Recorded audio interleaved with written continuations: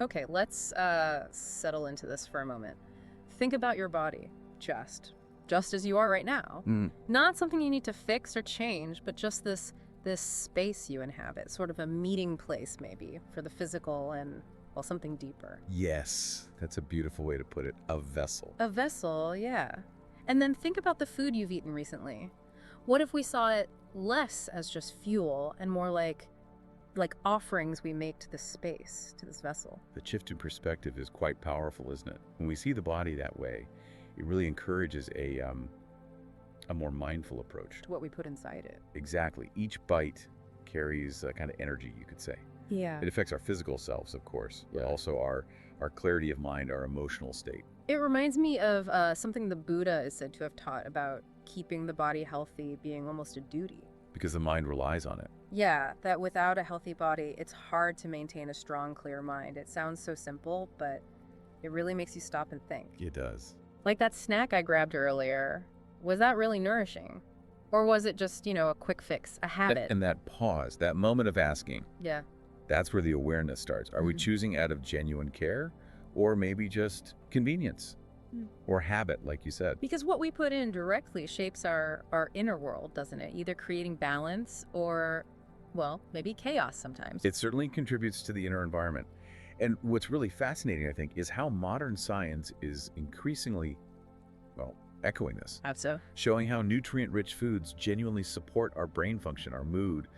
Studies linking things like fruits, vegetables, whole grains to lower rates of depression and anxiety. It's quite remarkable. It really is how this ancient kind of wisdom and modern findings seem to be pointing in the same direction. It gives it weight somehow. It does provide a compelling resonance. Now, this idea of karma, I often think of it as these big dramatic life events, but you're suggesting it's much more subtle, like woven into everyday choices. Very much so. Karma isn't just about the grand scale. It's the principle of cause and effect playing out constantly in the small things. So, karma in every bite. That phrase really captures it. The idea that what we eat has these ripple effects. Precisely. Yeah. Our relationship with food puts us right in the middle of this huge web of interconnectedness. Think about just one piece of fruit. Okay. The sunlight, the rain, the earth it grew in, the person who picked it, Yeah. maybe even the life of the plant itself. Eating is participating in that whole network. Wow. So when we choose something like, say, a plant-based meal Mhm. that connects to the Buddhist idea of ahimsa, right? Non-harming. Yes, exactly.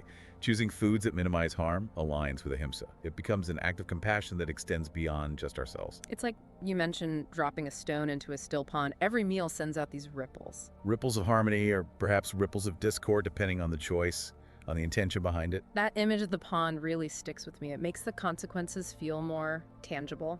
They are immediate and far-reaching. When we choose with awareness, thinking about our own health, yes, but also the welfare of others, the planet we're consciously cultivating, you could say, positive karma, And choices made without that awareness. can unintentionally create those ripples of disharmony. It's not about blame, but about recognizing the impact. And you told me about Sarah, the young professional, how shifting consciously to whole plant-based foods completely changed things for her. Yes, her story is a wonderful illustration. It wasn't just physical health that improved, though it did significantly. There was an inner shift too. Absolutely. A greater sense of clarity, mindfulness, even compassion seemed to emerge alongside the physical changes. It showed how profound that connection is. That's that ripple effect in action, isn't it? One intentional change leading to others. It truly is. It demonstrates the deep integration of body, mind, and our choices. It feels like real transformation often starts small, doesn't it? With these deliberate, maybe even tiny steps. Often the most profound changes begin subtly. Like Rajiv's journey too, overcoming obesity, but also self-doubt Yeah.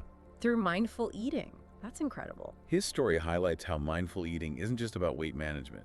It can touch really deep patterns, emotional attachments to food. He started seeing food differently, like a teacher. In a way, yes.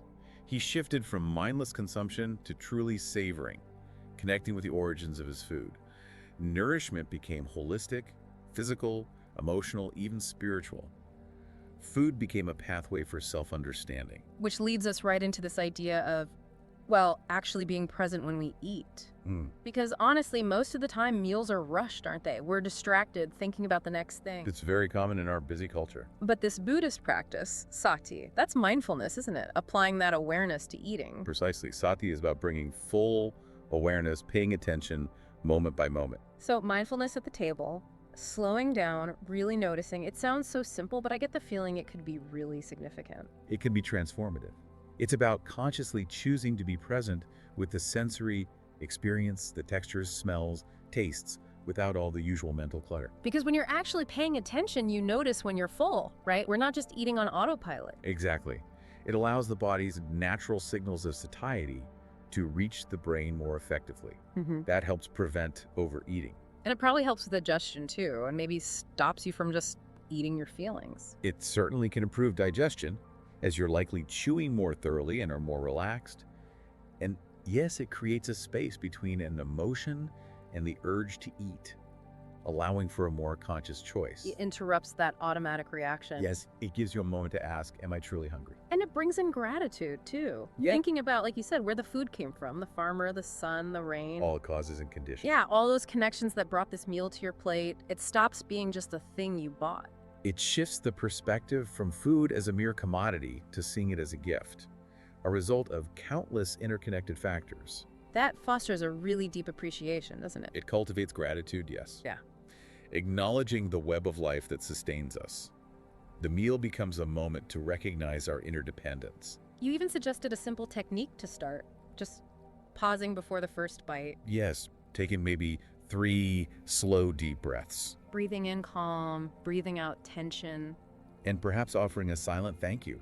It acts like an anchor. Grounding you in the present moment, setting an intention. Exactly, a simple, powerful way to begin. So we have this ancient perspective, these Buddhist ideas, and then we have modern science. And it's just fascinating how they seem to align on this. The convergence is quite striking, I agree. It offers a really rounded understanding. Like the Buddhist emphasis on balance, how does that connect? Well, think about modern nutritional science. It stresses the importance of balance, too. A variety of nutrients, moderation, things like omega-3s, antioxidants. They're now known to be vital for brain health, mood regulation. It echoes that principle of finding the middle way. The middle way, right? Not too much, not too little. Precisely. And then there's the neuroscience of mindfulness itself. Oh yeah, that's amazing stuff. How practicing mindfulness can actually physically change our brains. It can. We call it neuroplasticity. Mindfulness practices, including mindful eating, can strengthen the parts of the brain involved in self-awareness and self-control. So it literally makes it easier to resist those unhealthy cravings over time. It strengthens those neural pathways, yes, like building a muscle. It enhances our ability to pause and make conscious choices rather than reacting automatically. Wow. So we can actually train our minds. We can influence the patterns of our minds, yes. And this isn't just about us individually, is it? This mindful approach to food. It has wider implications for the planet. Absolutely. Our food choices have a significant environmental footprint. Because everything's connected. That idea again. Pratityasamutpada. Interdependence. Yes, that's the principle. It highlights how our actions affect the whole system. Choosing more plant-based foods, for example, being aware of food miles, reducing waste. These are practical ways mindful eating connects to planetary health. It reduces greenhouse gases, helps biodiversity. Indeed.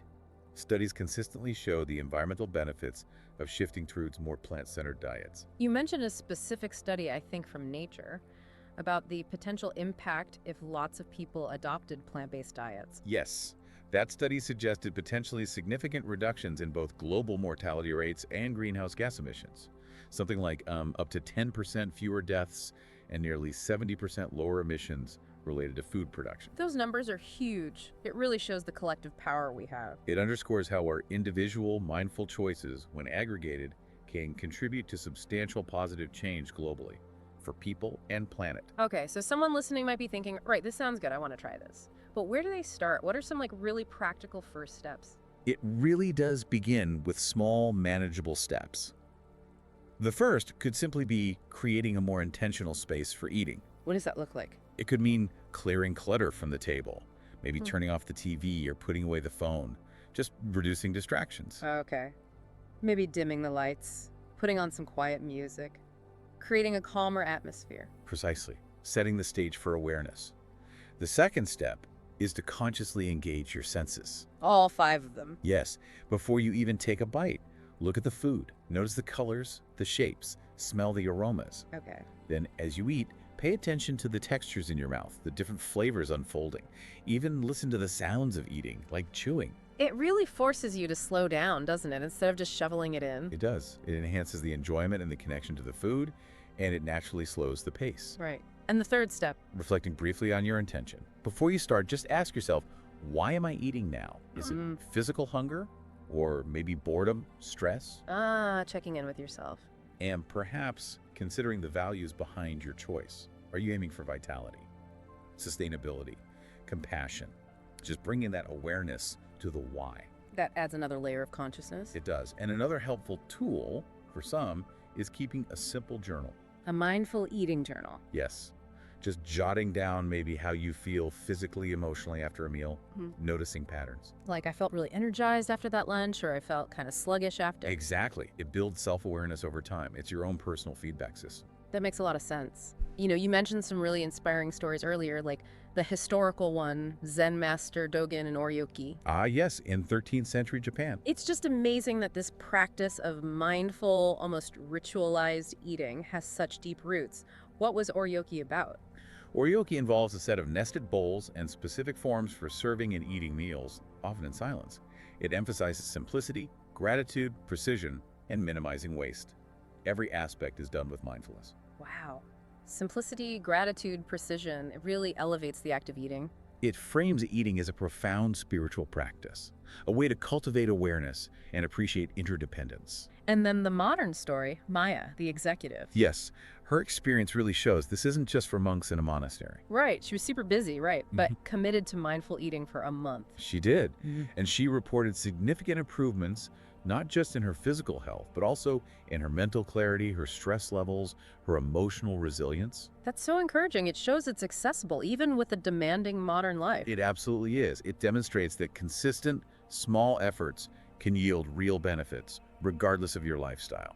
You used a really striking image earlier, habits as chains, and mindful eating as the key that unlocks those chains, that feeling of being liberated through awareness. Our unconscious eating patterns can feel very binding, can't they?